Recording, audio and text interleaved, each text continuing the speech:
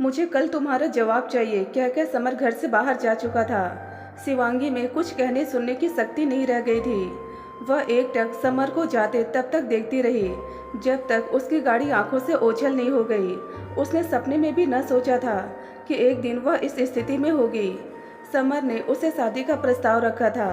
उसके मन की मुराद पूरी होने जा रही थी, लेकिन एक तरफ उसका मन नाचने गाने को कर रहा था, तो दूसरी तरफ वह अपने घर वालों की प्रतिक्रिया की कल्पना करके परेशान हो रही थी। जब वे सुनेंगे कि शिवांगी वापस इंडिया लौटकर नहीं आ रही है, तो पहले तो आश्चर्य करेंगे, भुन भुनाएंगे, और जब जानेंगे कि वह शादी करने जा रही है, तो गुस्से से फट पड़ेंगे। अरे इस शिवांगी को इस उम्र में यह क्या पागलपन सूझा। वे कहेंगे, लगता है कि यह सठिया गई है, इस उम्र में घर गृहस्थी बसाने चली है। लोग एक दूसरे से कहेंगे, कुछ सुना तुमने, अपनी शिवांगी शादी कर रही है। बूढ़ी घोड़ी लाल लगाम, पता नहीं किस आँख के अंधे और गांड के पूरे ने उसको फंसाया है। सचमुच शादी करेगा या शादी का नाटक करके उसे घर की नौकरानी बनाकर रखेगा, कुछ कहा नहीं जा सकता। शिवांगी अपने आप से तर्क करती रही। क्या समझ सचमुच उससे प्यार करने लगा था? वह ऐसी परी तो है नहीं कि कोई उसके रूप पर मुग्ध हो जाए। उसकी नजर सामने दीवार पर टंगे आदम का दाहिने पर पड़ी। उसका चेहरा अभी भी आकर्षक था, पर समय चेहरे पर अपनी छाप छोड़ चुका था। आंखें बड़ी बड़ी थी पर बुझी हुई, उनमें एक उदास भाव नहीं था। उसका शरीर छरहरा और सुडौल था, पर उसकी जवानी ढलान पर थी। वह हमेशा इसी कोशिश में रहती थी कि वह किसी की आंखों में न गड़े, इसलिए वह हमेशा फीके रंग के कपड़े पहनती थी, गहने भी नाम मात्र को पहनती थी। वह इतने सालों से एक अनाम जिंदगी जीती आई थी। उसकी कोई शख्सियत नहीं थी, कोई अहमियत भी नहीं थी। बड़ी अदना सी इंसान थी वह अभी भी समझ नहीं पा रही थी कि समर ने उसमें ऐसा क्या देखा कि वह उसकी ओर आकर्षित हो गया। अगर वह चाहता तो उसे एक से बढ़कर एक सुंदर लड़की मिल सकती थी। उसने फिर से वह लम्हा याद किया जब समर ने उसे शादी का प्रस्ताव रखा था। वह उस पल को बार बार जीना चाहती थी। शिवांगी, मैं तुमसे शादी करना चाहता हूँ, क्या तुम मेरी बनोगी? उसने कहा था। यह क्या कह रहे हैं आप? वह स्तब्ध रह गई थी। आप मुझसे शादी करना चाहते हैं? हाँ, लेकिन आपको लड़कियों की क्या कमी है? एक इशारा करेंगे तो उनकी लाइन लग जाएगी। हाँ, लेकिन तुमने यह कहावत सुनी है ना कि दूध का जला छाछ भी फूक फूक कर पीता है। एक बार शादी करके मैं धोखा खा गया, दोबारा यहाँ की लड़के से शादी करने की हिम्मत नहीं होती। फिर उसने उसे अपनी पहली शादी के बारे में विस्तार से बताया था। मैसी उसी अस्पताल में नर्स थी जिसने यहाँ आकर ज्वाइन किया था। मैं इस शहर में बिल्कुल अकेला था, ना कोई संगी ना साथी। मैसी ने दोस्ती का हाथ आगे बढ़ाया तो मुझे अच्छा लगा। मैं उसके यहाँ जाने लगा और धीरे धीरे उसके करीब आता गया। एक दिन हमने शादी करने का निश्चय कर लिया। पहले 4 वर्ष अच्छे गुजरे, पर धीरे धीरे मैसी में बदलाव आया। वह बेहद आलसी हो गई, दिन भर सोफे पर पड़ी टीवी देखती रहती थी। नतीजा वह मोटी होती चली गई। उसे खाना बनाने भी आलस आता था। जब मैं थका मांदा घर लौटता तो वह मुझे फास्ट फूड की दुकान से लाया एक पैकेट पकड़ा देती। घर की साफ सफाई करने से भी वह कतराती थी, यहाँ तक कि वह हमारी नन्ही बच्ची की ओर भी ध्यान नहीं देती थी। जब मैं कुछ कहता तो हम दोनों में जमकर लड़ाइयाँ होती। आखिर तलाक की नौबत आ गई। चूँकि हमारी बेटी कुल 3 साल की ही थी, इसलिए उसे माँ के संरक्षण में भेजा गया। धीरे धीरे मैसी ने मेरी बेटी के कान भरकर उसे मेरे से दूर कर दिया। उसने दूसरी शादी कर ली। अब मैं अपने एकाकी जीवन से तंग आ गया हूँ। मुझे यह शिद्दत से महसूस हो रहा है कि जीवन के संध्या काल में मनुष्य को एक साथी की ज़रूरत होती है। लेकिन उसने कहा, आपको मालूम है कि मैं 40 पार कर चुकी हूँ। तो क्या हुआ, चाहत में उम्र नहीं देखी जाती।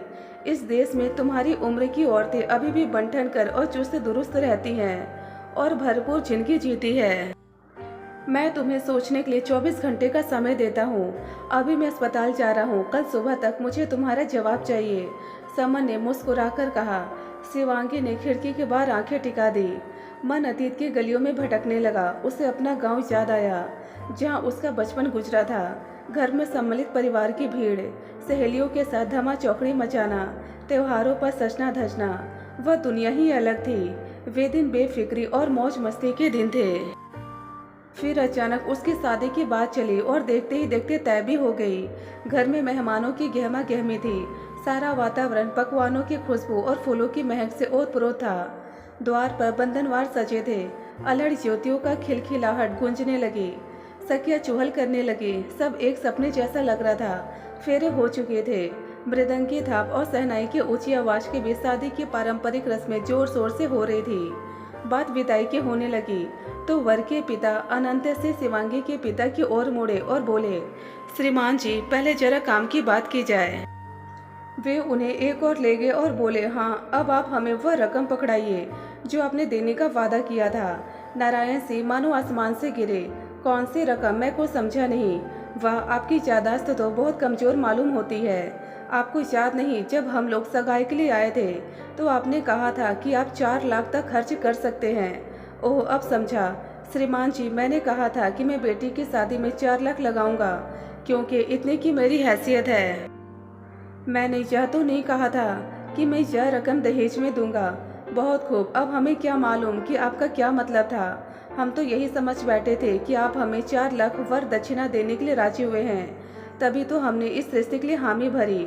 नारायण सिंह ने हाथ जोड़े, मुझे क्षमा कीजिए, मुझे सब कुछ साफ साफ कहना चाहिए था। मुझसे भारी गलती हो गई। खैर, कोई बात नहीं, शायद हमारे समझने में ही भूल हो गई होगी। पर एक बात मैं बता दूं कि दहेज की रकम के बिना मैं यह रिश्ता हरगिज कबूल नहीं कर सकता।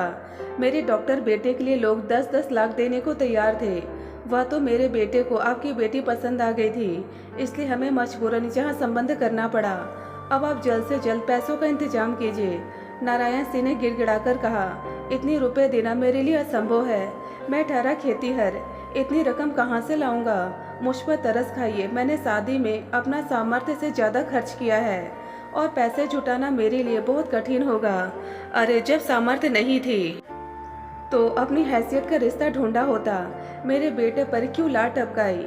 नारायण सिंह कातर स्वर में बोले, ऐसा अनर्थ न करे। मैं वादा करता हूँ कि जितनी जल्दी हो सकेगा मैं पैसों का इंतजाम करके आप तक पहुँचा दूंगा। ठीक है, आपकी बेटी भी तभी विदा होगी। तभी शिवांगी के तीनों भाई अंदर घुस आए। आप ऐसा नहीं कर सकते, वे भड़क कर बोले। क्यों नहीं कर सकता? अनंत सिंह ने अकड़ कर कहा, हमारी बहन की आपके बेटे से शादी हो चुकी है।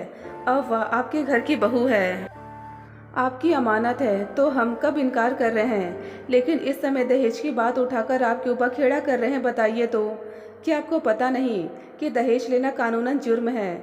अगर हम पुलिस में खबर कर दे तो आप सबको हथकड़ियाँ लग जाएंगी। पुलिस का डर दिखाते हो। अब तो मैं हर किस बहू को विदा नहीं कराऊंगा। कर लो जो करना हो। ना मुझे तुम्हारे पैसे चाहिए और ना ही तुम्हारे घर की बेटी। मैं अपने बेटे की दूसरी शादी कराऊंगा, डंके की चोट पर कराऊंगा। हाँ हाँ, जो जी चाहे कर लेना। यह धमकी किसी और को देना। हमारी इकलौती बहन हमें भारी नहीं है कि हम उसके लिए आपके सामने नाक रगड़ेंगे। हमें उसे पालने की शक्ति है, हम उसे पलकों पर बैठा के रखेंगे। ठीक है, तुम रखो अपनी बहन को, हम चलते हैं। शिवांगी के माता पिता समधी के हाथ पे जोड़ते रहे, पर उन्होंने किसी की एक न सुनी। वे उसी वक्त बिना खाए पिए बारातियों समेत घर से बाहर हो गए। अरे लड़को, तुमने क्या कर डाला? शारदा रो पड़ी। लड़की के फेरे हो चुके हैं, अब वह पराया धन है, अपने पति की अमानत है। उसे कैसे घर में बैठाए रखोगे? फिक्र न करो अम्मा। उस धन लोलुप के घर जाकर हमारी बहन दुखी भोगती। वे उसे दहेज के लिए सताते रुलाते। अच्छा हुआ कि समय रहते हमें उन लोगों की असलियत मालूम हो गई। लेकिन अब तुम्हारी बहन का क्या होगा? वह न तो इधर की रही न उधर की। विवाहित होकर भी उसकी गिनती विवाहित स्त्रियों में नहीं होगी। बेटा, शादी के बाद लड़की अपने ससुराल में ही शोभा देती है। चाहे जैसे भी हो, समधी जी की मांगे पूरी करने की कोशिश करो और शिवांगी को ससुराल विदा करो। अम्मा, तुम बेकार में डर रही हो। हम समधी जी की मांगे पूरी करते रहे तो इस सिलसिले का कभी अंत न होगा। एक बार उनके आगे झुक गए तो वे हमें लगातार दोहते रहेंगे। हमें पक्का यकीन है कि देर सवेर वे अपनी गलती मान लेंगे और शिवांगी को विदा करके ले जाएंगे। पर वे अपने बेटे की दूसरी शादी की धमकी देकर गए हैं। अरे अम्मा, अगर लड़के वाले अपने बेटे का पुनर्विवाह करेंगे तो हम भी अपनी शिवांगी का दूसरा विवाह रचाएंगे। यह कहना आसान था, पर कर दिखाना बहुत मुश्किल। दिन पर दिन गुजरते गए और शिवांगी के लिए कोई अच्छा वर नहीं मिला। कोई लड़का नज़र में पड़ता तो वही लेन देन की बात आड़े आती। किसी दुहाजू का रिश्ता आता तो वह उनको न जचता। जब शिवांगी की उम्र 30 के करीब पहुंची तो रिश्ते आने बंद हो गए। उसकी माँ उसकी चिंता में घुलती रही। वे बार बार अपने पति से गिड़गिड़ाती, अजी कुछ भी करो, मेरे गहने बेच दो या मकान या जमीन गिरवी रख दो, पर लड़की का कुछ ठिकाना करो। जवान बेटी को कितने दिन घर में बैठा कर रखोगे? मुझसे उसकी हालत देखी नहीं जाती। एक बार नारायण से लड़कों से चोरी छिपे समधी के घर गए भी, पर अपना समूह लेकर वापस आ गए। आनंद सिंह ने बताया कि उनका बेटा पढ़ाई करने के लिए अमेरिका जा चुका है और उसके शीघ्र लौटने की कोई उम्मीद नहीं है। उन्होंने दो टूक शब्दों में कह दिया कि अच्छा होगा कि आप लोग अपनी बेटी के लिए कोई और वर देख लें। अब रही सही आशा भी टूट चुकी थी। नारायण से गुमसुम रहने लगे। एक दिन उन्हें दिल का दौरा पड़ा और वे नहीं रहे। उनके तीनों बेटे शहर में नौकरी करते थे। अम्मा, उन्होंने कहा, तुम्हारा और शिवांगी का अब जहाँ गांव में अकेले रहना मुनासिब नहीं। बेहतर होगा कि तुम दोनों हमारे साथ चलकर रहो। बड़े बेटे राकेश को मुंबई में रेलवे विभाग में नौकरी मिली थी। रहने को मकान था। माँ बेटी अपना सामान समेटकर उसके साथ चल दी। माँ ने जाते ही बेटे का घर का चूल्हा चौका संभाल लिया और शिवांगी के जिम्मे आए अन्य छीटपूट काम उसने अपने नन्हे भतीजे भतीजी की देखरेख का काम संभाल लिया। कुछ दिन बाद उसके मझले भाई का फोन आया, माँ तुम्हारी बहू के बच्चा होने वाला है। तुम तो जानती हो कि उसकी माँ नहीं है, उसे तुम्हें ही संभालना होगा। हम तुम्हारे भरोसे हैं। हाँ हाँ क्यों नहीं, माँ ने उस सास से कहा और वे तुरंत जाने को तैयार हो गई। शिवांगी को भी उनके साथ जाना पड़ा। अब उनकी जिंदगी का यही क्रम हो गया। बारी बारी से तीनों भाई माँ बेटी को अपने जहाँ बुलाते। माँ के देहांत के बाद भी शिवांगी इसी ढर्रे पर चलती रही। उसकी मेहनती और निरीह स्वभाव से सब प्रसन्न थे। उसकी अपनी मांगे अत्यंत सीमित थी। उसे किसी से कोई अपेक्षा नहीं थी, उसकी कोई आकांक्षा नहीं थी। उसके जीवन का ध्येय था दूसरों के काम आना। वह हमेशा सबकी मदद करने को तत्पर रहती थी। उसके भाइयों की देखा देखी उसके अन्य सगे संबंधी भी उसे गरज पड़ने पर बुला लेते। हर कोई उसे कसकर काम लेता और अपना उल्लू सीधा करने के बाद उसे टरका देता। शिवांगी के दिन किसी तरह बीत रहे थे। कभी कभी वह अपने काके जीवन की एक रास्ता उब जाती।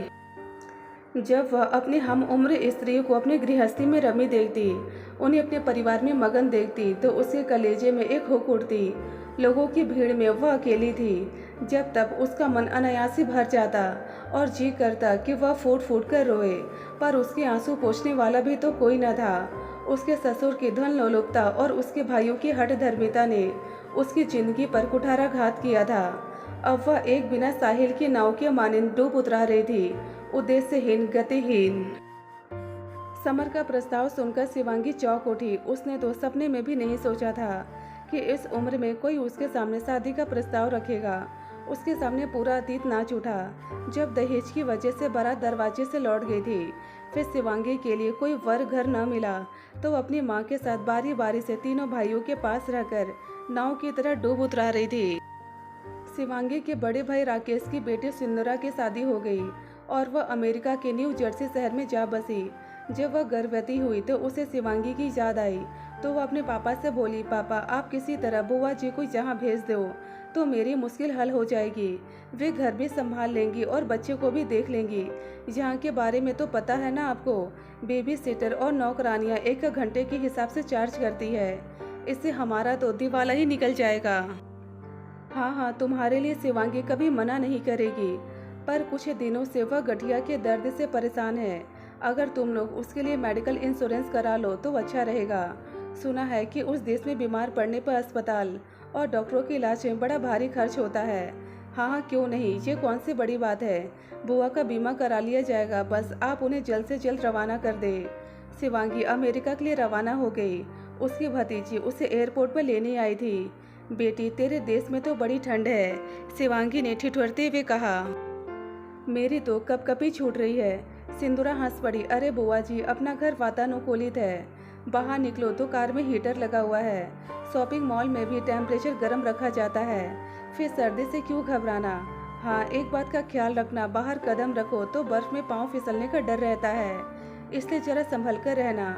फिर उसने शिवांगी के गले लगकर कहा, बुआ जी तुम आ गई तो मेरी सब चिंता दूर हो गई।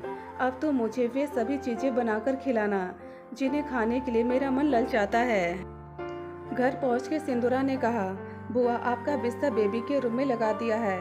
जब बेबी पैदा होगा तो शायद रात में एक आध बार बच्चे को दूध की बोतल देने के लिए उठना पड़ेगा। और हाँ, सुबह पूसी को जरा बाहर ले जाना होगा, क्योंकि आपको तो पता है मेरी नींद आसानी से नहीं खुलती। ये पूसी कौन है? अरे पूसी हमारा छोटा सा कुत्ता है। कल ही राजवीर उसे खरीद लाए हैं। हमने सोचा है कि बच्चे को उसका साथ अच्छा लगेगा। पर बेटी, इतने नन्हे बच्चे के साथ कुत्ता पालना अक्लमंदी है क्या? जानवर का क्या ठिकाना, कभी बच्चे को नुकसान पहुंचा दे तो? अरे नहीं बुआ, ऐसा कुछ नहीं होगा। आप नाहक डर रही हैं। वैसे राज जब घर में होंगे तो वही कुत्ते का सब काम देखेंगे। कुछ समय बाद सिंदूरा ने एक बालक को जन्म दिया। शिवांगी ने घर का काम संभाल लिया और बच्चे की जिम्मेदारी भी ले ली। वह दिन भर बहुत सारे काम करती और रात को निढाल होकर बिस्तर पर पड़ जाती। काम वह इंडिया में भी करती थी, पर वहाँ और लोग भी थे उसका हाथ बटाने के लिए। जहाँ वह अकेली पड़ गई थी। एक दिन सुबह वह बच्चे का दूध बना रही थी कि पूसी दरवाजे के पास आकर कुकू करने लगा। ओह, तुझे भी अभी जाना है मोए? वह झुंझलाई। जब पूसी ने कुकू करना बंद न किया तो शिवांगी ने बच्चे को पालने में डाला और एक शॉल लपेटकर पूसी की चैन थामे घर से निकली। पिछली रात बर्फ गिरी थी। सीढ़ियों पर बर्फ जम गई थी और सीढ़ियाँ कांच की तरह चिकनी हो गई थी। शिवांगी ने हड़बड़ी में ध्यान न दिया और जैसे उसका पाँव सीढ़ी पर पड़ा वह फिसलकर गिर पड़ी। उसने उठने की कोशिश की तो उसके पैर में भयानक दर्द हुआ। उसके मुंह से चीख निकल गई। उसे लगा कि उस भीषण ठंड में धरती पर पड़े पड़े उसका शरीर अकड़ जाएगा और उसका दम निकल जाएगा। काफ़ी देर बाद सिंदूरा ने द्वार खोला तो उसे पड़ा देखकर उसके मुंह से भी चीख निकल गई।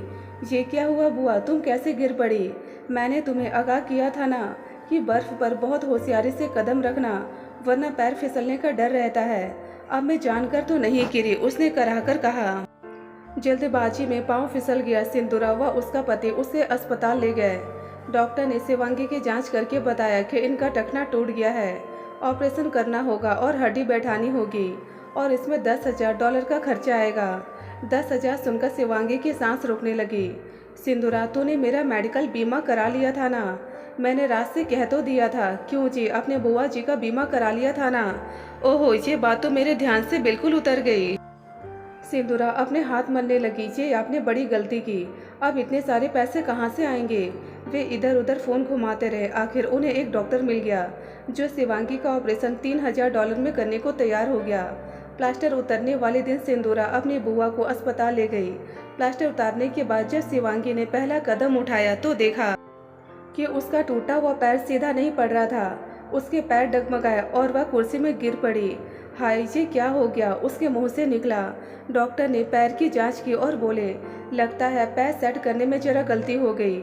अब जब आप चलेंगे तो आपका एक पैर थोड़ा टेढ़ा पड़ेगा। आपको छड़ी का सहारा लेना होगा और कोई चारा नहीं है। शिवांगी की आंखों से झरझर आंसू बह निकले। हाय, वह अपाहिज हो गई। अब वह बैसाखियों के सहारे चलेगी। बुढ़ापे में उसे दूसरे के आश्रय जीना होगा। तभी एक नर्स उसके पास आई। मैडम, आप ओपीडी में चलिए। हमारे अस्पताल में न्यूयॉर्क से एक विजिटिंग डॉक्टर आए हैं जो आपके पैर की जांच करना चाहते हैं। कौन डॉक्टर? शिवांगी ने अपना आंसू से भीगा चेहरा ऊपर उठाया। Doctor summer. समर, यह कैसा नाम है? वे आपके ही देश के हैं। चलिए, मैं आपको व्हील चेयर में ले चलती हूँ। शिवांगी का हृदय जोरों से धड़क उठा। क्या ये वही थे? नहीं, उसने अपना सिर हिलाया। इस नाम के और भी तो डॉक्टर हो सकते हैं, पर डॉक्टर को देखते ही उसका संशय दूर हो गया। वही है, वही है। उनके हृदय में एक धुन सी बजने लगी। हालांकि शिवांगी उन्हें पूरे 20 साल बाद देख रही थी, पर उन्हें पहचानने में उसे एक पल की भी देरी नहीं हुई। समर का बदन दोहरा हो गया था और सिर के बाल उड़ गए थे, पर चेहरा मोहरा वही था। ये छवि तो उसके हृदय में अंकित थी। उसने भावुक होकर सोचा, इनकी तस्वीर तो उसने सहेज कर अपने बक्से में रखी हुई थी। वह हर रोज अकेले में तस्वीर को निकालती, उसे निहारती और उस पर 2-4 आंसू बहाती। ये तस्वीर उन दोनों की मंगनी के अवसर पर ली गई थी। एक प्रति शिवांगी ने सबकी नज़र बचाकर चुराकर अपने पास रख ली थी। उसने सुना था कि समर अमेरिका जाकर वहीं के हो गए थे। उसने एक उड़ती हुई खबर भी सुनी थी कि समर ने एक गोरी मैम से शादी कर ली थी और इस बात से उसके माता पिता बहुत दुखी थे। डॉक्टर समर कैबिन में आए। शिवांगी ने उन पर एक भेदी नज़र डाली।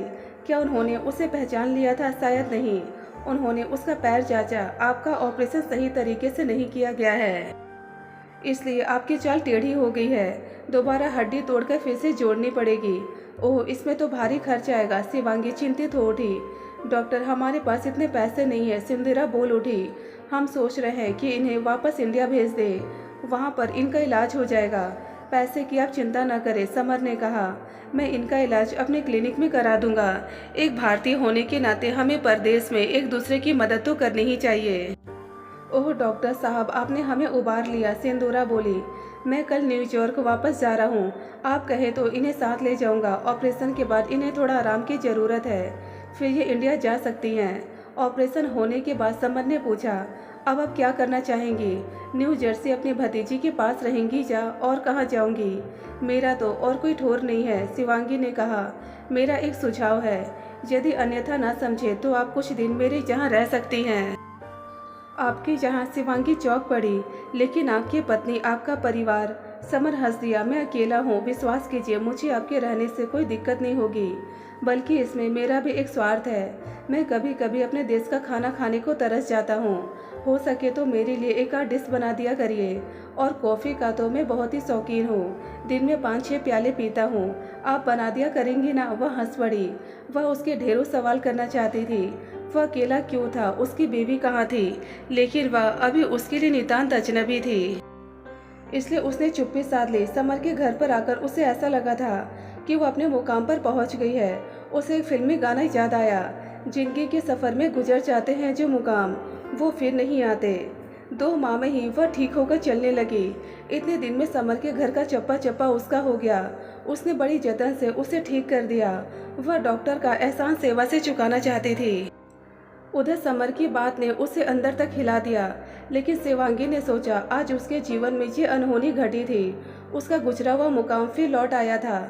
जिस आदमी की तस्वीर को देख देख कर उसने इतने साल गुजारे थे, वह आज उसके सामने खड़ा था और उसे अपनाना चाह रहा था। यह एक चमत्कार नहीं तो क्या था? उसने अपने लिए थोड़ी सी खुशी की कामना की थी। समर ने उसकी झोली में दुनिया भर की खुशी उड़ेल दी थी। भला ऐसा क्यों होता है कि इस भरी दुनिया में केवल एक व्यक्ति हमारे लिए अहम बन जाता है? उसने सोचा, ऐसा क्यों लगता है कि हमारा जन्म जन्मांतर का साथ है, हम एक दूसरे के लिए ही बने हैं। एक चुंबकीय शक्ति हमें उसकी ओर खींच ले जाती है। हर पल उस मनुष्य की शक्लें देखने को जी करता है। उससे बातें करने के लिए मन ललायित रहता है। उसकी हर एक बात, हर एक आदत मन को भाती है। उसके बिना जीवन अधूरा लगता है, व्यर्थ लगता है। उसकी छुअन शरीर में एक सिहरन पैदा करती है, तन मन में एक मादक एहसास होता है और हमारा रोम रोम पुकार उठता है, यही है मेरे मन का मीत, मेरा जीवन साथी। इस मनुष्य की तस्वीर के सहारे उसने इतने साल गुजार दिए थे। आज वह उसके सामने प्रार्थी बनकर खड़ा था। उसे प्यार की याचना करते हुए क्या वह इस मौके को गंवा देगी? नहीं, उसने सहसा तय कर लिया कि वह समर का प्रस्ताव स्वीकार कर लेगी। अगर उसने ये मौका हाथ से निकल जाने दिया तो वह जीवन भर पछताएगी। आज तक वह औरों के लिए जीती आई थी, अब वह अपने लिए जिएगी। और रही उसके परिवार की बात, तो चाहे उन्हें अच्छा लगे या चाहे बुरा, उन्हें उसके निर्णय को स्वीकार करना ही होगा। घड़ी का घंटा बज उठा तो उसकी तंद्रा भंग हुई। ओह, वह बीते दिनों की यादें में इतना खो गई थी कि उसे समय का ध्यान ही न रहा। वह उठी और उसने एक एक करके घर का काम निपटाना शुरू किया। उसने कमरों की सफाई की। आज उसे इस घर में एक अपनापन महसूस हो रहा था। हर एक वस्तु पर प्यार आ रहा था। उसने समर के कपड़े करीने से लगाए, बगीचे से फूल लाकर कमरों में सजाए। उसकी निगाहें घड़ी की ओर लगी रही। जैसे ही घड़ी में 10 बजे घर का मुख्य द्वार खुला और समर ने प्रवेश किया, ओह, वह एक कुर्सी में पसरकर बोला, आज मैं बहुत थक गया हूँ। आज सुबह 3 ऑपरेशन करने पड़े। शिवांगी के मन में समर पर ढेर सारा प्यार उमड़ आया। उसने कॉफ़ी का प्याला आगे बढ़ाया। ओह थैंक्स। वह कॉफ़ी का घूंट भरता रहा और उसे एकटक देखता रहा। वह तनिक असहज हो गई। ऐसे क्या देख रहे हैं? तुम्हें देख रहा हूँ। आज तुम्हारे चेहरे पर एक नई आभा है, एक लुनाई है, एक अजब सलोनापन है। यह कायापलट क्यों? वह लजा गई। क्या आप नहीं जानते? शायद जानता हूँ, पर तुम्हारे मुंह से सुनना चाहता हूँ। उसके मुंह से बोलना निकला, शिवांगी, कल मैंने तुमसे कुछ पूछा था। उसका जवाब क्या है, बोलो, हाँ कि ना? शिवांगी ने धीरे से कहा, हाँ। समर ने उठकर उसे अपनी बाहों में ले लिया। शिवांगी, आज मैं बहुत खुश हूँ। मुझे मालूम था कि तुम मेरा प्रस्ताव नहीं ठुकराओगी, तभी मैंने तुम्हारे लिए ये अंगूठी पहले से खरीद कर रखी थी। उसने जेब से एक मखमली डिब्बी निकाली और उसमें से एक हीरे की अंगूठी निकालकर उसकी उंगली में पहना दी। मैं तुम्हें एक और चीज़ दिखाना चाहता था। वह क्या? समर ने अपना हाथ आगे किया। शिवांगी चिहुक उठी। उसे लगा वह रंगे हाथों पकड़ी गई है। अरे, वह हकलाने लगी, ये तस्वीर तो मेरे बक्से में थी। ये आपको कहाँ से मिली? ये तस्वीर मैंने आपके बक्से से नहीं ली मैडम, ये तो मेरे मेज की दराज में पड़ी रहती है। शिवांगी अवाक उसकी ओर देखने लगी। शर्म से उसकी कनपटियां लाल हो गई। शिवांगी की प्रतिक्रिया देखकर समर हंस पड़ा। अरे पगले, जिस तरह तुमने हमारी मंगनी के अवसर पर ली गई ये तस्वीर संभाल कर रखी थी, उसी तरह मैंने भी एक तस्वीर मौका पाकर उड़ा ली थी। इसे जब तब देखकर तुम्हारी याद ताजा कर लिया करता था। वह झेप गई। ओह, तो आप जान गए थे कि मैं कौन हूँ। और नहीं तो क्या, तुमने क्या सोचा कि मुझे अनजान लोगों का मुफ्त इलाज करने का शौक है। उस दिन अस्पताल में तुम्हें मैं पहली नज़र में ही पहचान गया था। तुम्हें भला कैसे भूल सकता था। आखिर तुम मेरा पहला प्यार थी और आपने यह बात मुझसे इतने दिनों तक बड़ी होशियारी से छिपाए रखी। उसने मीठा उल्हाना दिया। और करता भी क्या, तुम्हारा आगा पीछा जाने बगैर मैं अपना मुंह न खोलना चाहता था। मैं तो यह भी न जानता था कि तुम शादीशुदा हुई या नहीं, तुम्हारे बाल बच्चे हैं या नहीं। तुम्हें अचानक अपने सामने देखकर मैं चकरा गया था। जब तुम्हें रोते हुए देखा तो कारण जानकर तुम्हारी मदद करने का फैसला कर लिया।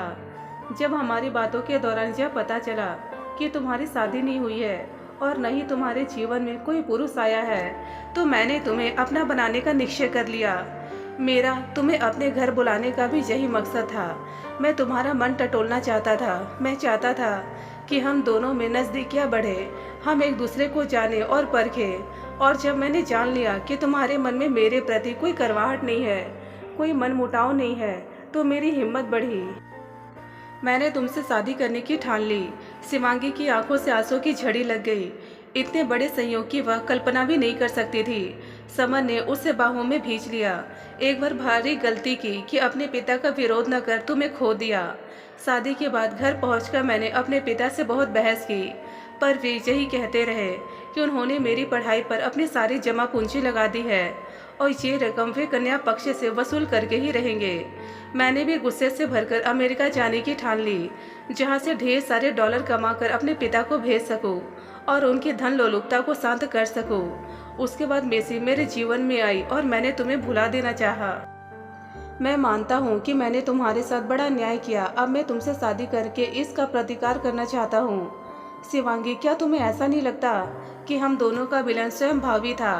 किसी अज्ञात शक्ति ने हमें एक दूसरे से मिलाया है। नहीं तो न तुम अमेरिका आती और न यूं अचानक मिलते।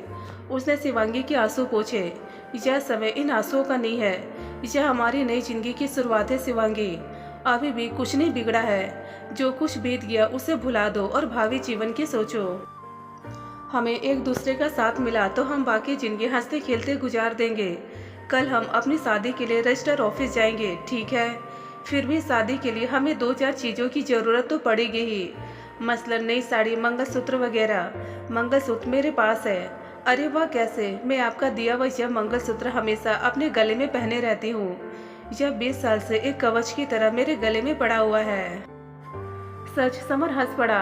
उसने झुककर शिवांगी का मुंह चूम लिया। शिवांगी का सर्वांग सिहर उठा। उसे ऐसा लगा कि उसका शरीर एक फूल की तरह खिलता जा रहा है। वह समर के आगोश में सिमट गई। उसे अपनी मंजिल जो मिल गई थी। दोस्तों, यदि आपको यह कहानी पसंद आए तो प्लीज़ हमें कमेंट बॉक्स में कमेंट कर अपने विचार जरूर बताएं। ढेरों पारिवारिक और शिक्षाप्रद कहानियाँ सुनने और पढ़ने के लिए हमारे चैनल दर्द भरे हिंदी कहानियाँ को जरूर सब्सक्राइब करें। धन्यवाद दोस्तों।